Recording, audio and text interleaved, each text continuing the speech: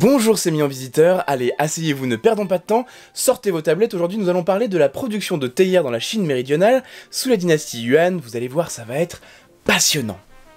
Bah les tablettes enfin, de cire, pour prendre des notes. Mais c'est vrai que les carnets c'est plus pratique de nos jours. Non, pas les mêmes tablettes d'argile que la dernière fois, non. Non, les tablettes de cire. Bon allez, commençons par le commencement.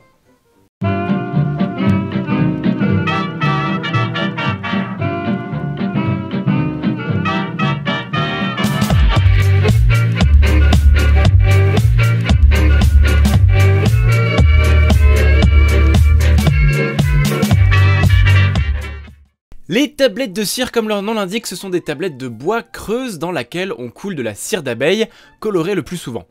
En utilisant ensuite un stylet en métal, en os ou en bois, on peut tracer des signes dans la cire et les effacer. C'est très efficace et quand il n'y a plus de cire, il suffit juste d'en remettre et c'est bon, on repart à zéro. La tablette peut s'utiliser seule ou être reliée à d'autres tablettes par des liens ou des charnières, jusqu'à former parfois de petits carnets. L'origine exacte de la tablette de cire est incertaine, mais le plus vieil exemplaire que nous connaissons a été trouvé dans une épave de bateau mycénien au large de la Turquie.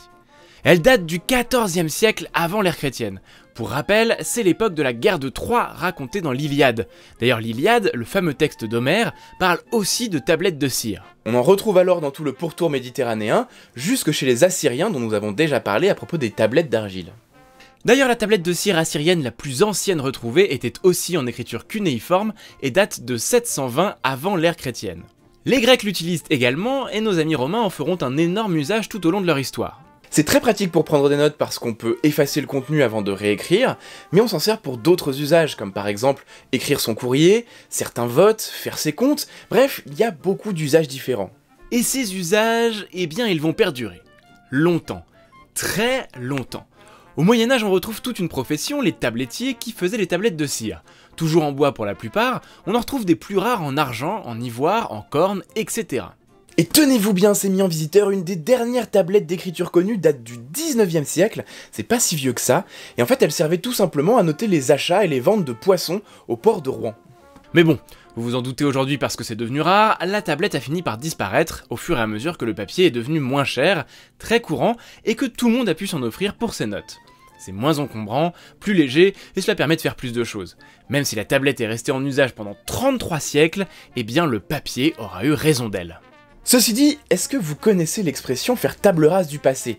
En fait, elle vient d'une expression latine, tabula rasa, mais tabula ne désigne pas une table, c'est une mauvaise traduction, tabula désigne une tablette de cire, que l'on peut donc effacer avant de réécrire du contenu sur une surface devenue vierge. Bon, allez, je parle, mais vous connaissez la chanson, on n'est pas là pour être ici, direction l'atelier, je vais vous montrer comment en fabriquer simplement. Je vais donc vous montrer deux méthodes pour fabriquer les tablettes. Dans la première, on va découper des fines baguettes de bois que l'on va coller sur une planchette. Le collage est un moment clé puisqu'il va assurer l'étanchéité pour éviter que la cire ne s'en aille par les interstices, c'est donc une étape à soigner particulièrement.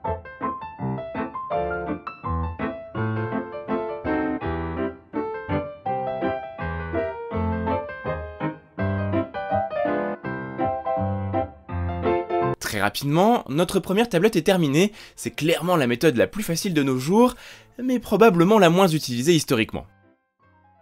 La plus utilisée, la voici pour notre deuxième tablette. Il suffit tout simplement de creuser une planchette de bois aux dimensions voulues.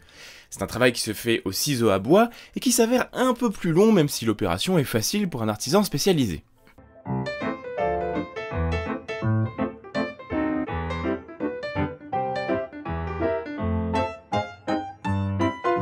Voilà nos deux tablettes, à droite celle collée et à gauche celle creusée. Il faut maintenant faire chauffer de la cire d'abeille pour les remplir.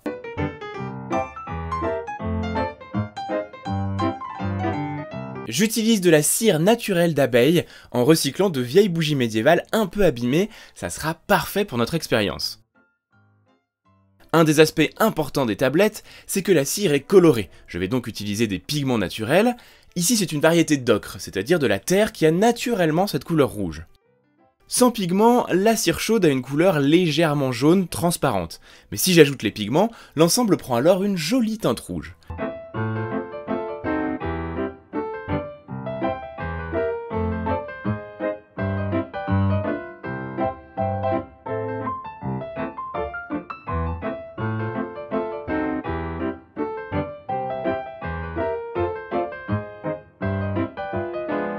Après avoir protégé mes tablettes, je n'ai plus qu'à faire couler la cire rouge à l'intérieur, et comme vous le voyez avec un peu de précaution, ça se dépose parfaitement au fond.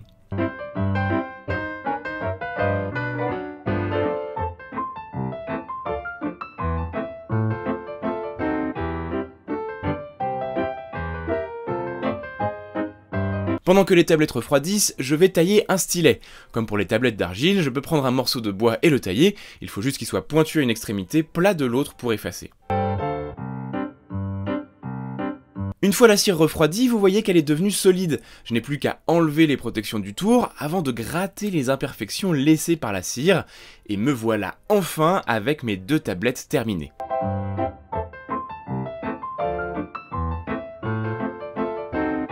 Comme vous le voyez, je peux écrire dessus sans problème. Ici avec un stylet en os, c'est assez facile et ça tient dans la main.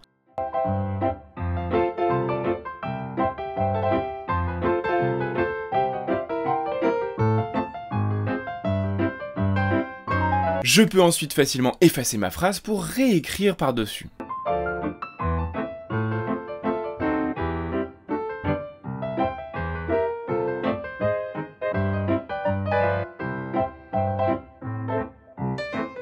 Comme la cire accroche la lumière, on peut lire plus facilement en changeant légèrement l'angle comme ici. Notre expérience est concluante, retour au bureau.